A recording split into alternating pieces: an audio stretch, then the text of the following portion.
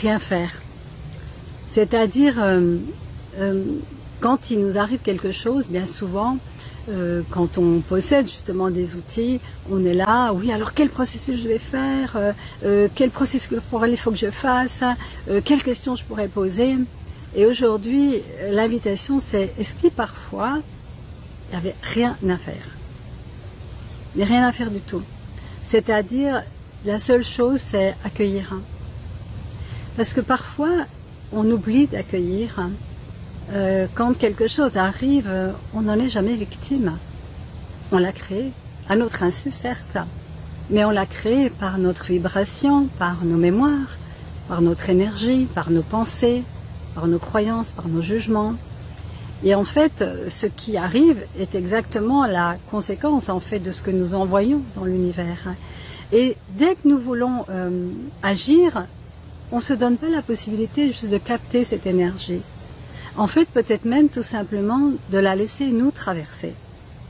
C'est comme un chagrin ou une peine ou une tristesse. Quel processus que je pourrais demander? Et si le chagrin, si la peine, c'était juste une vague et qui avait juste à nous traverser et peut-être aussi à nous poser dans notre hyperactivité, c'est-à-dire nous poser à l'intérieur de nous et nous poser peut-être dans l'essentiel, sortir de la périphérie action, et souvent action-réaction, pour juste accueillir, percevoir ce qui se passe, mais sans tout de suite ni intellectualiser, ni vouloir opposer quelque chose pour ne justement résister à ça.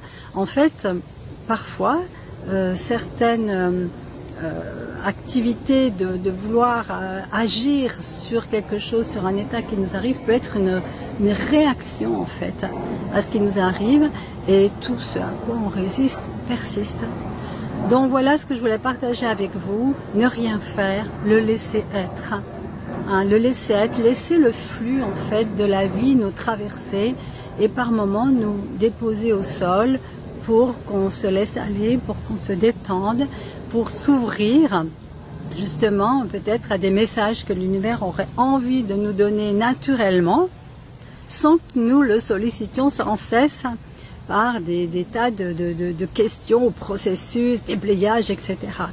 Ceci dit, c'est super les questions et le déblayage.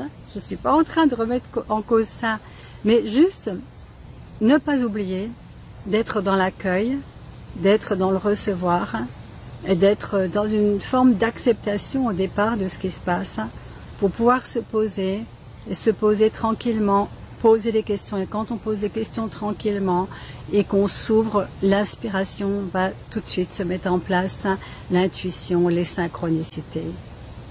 Et je vous dis à très très bientôt. Au revoir.